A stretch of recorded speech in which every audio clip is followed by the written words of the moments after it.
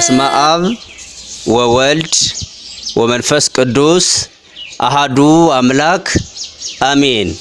ተፈሳይኩ እስመ ይቤሉኒ ቤተ እግዚአብሔር ነሐውር። ወደ እግዚአብሔር ቤት እንሄድ ባሉ ጊዜ ደስ አለኝ። የዳዊት መዝሙር 122 ከቁጥር 1።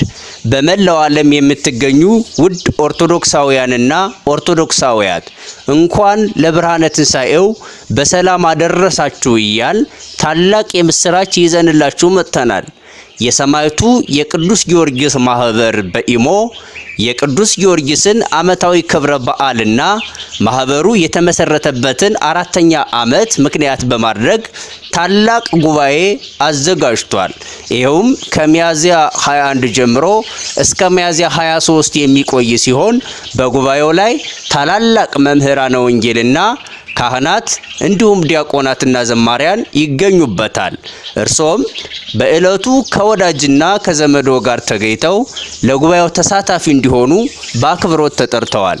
አምላከ ጊዮርጊስ ሁላችንንም ለዚያ ቀን ያድርስ። ታላላቅ ሰባኪያን ወንጌል ጸጋ ይበዛላቸው ሊቃውንተ ቤተ ክርስቲያን ተገኝተው ጥዑም በሆነው አንደበታቸው ቃል እግዚአብሔርን ይመግቡናል።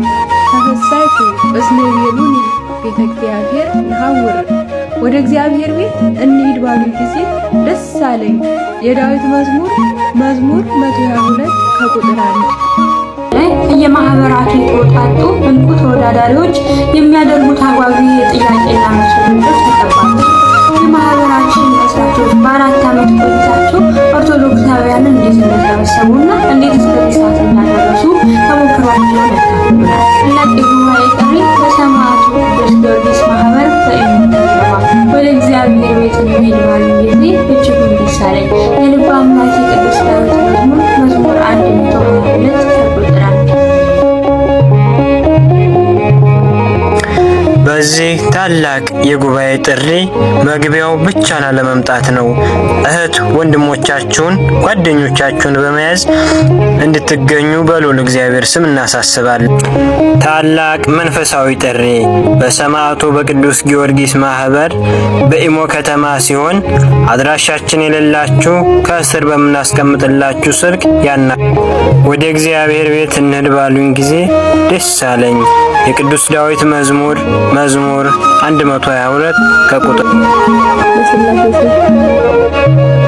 ገልከ ግሩም ነገርከ ግሩም ገልከ ግሩም ነገርከ ግሩም ጊዮርጊስ ኃያል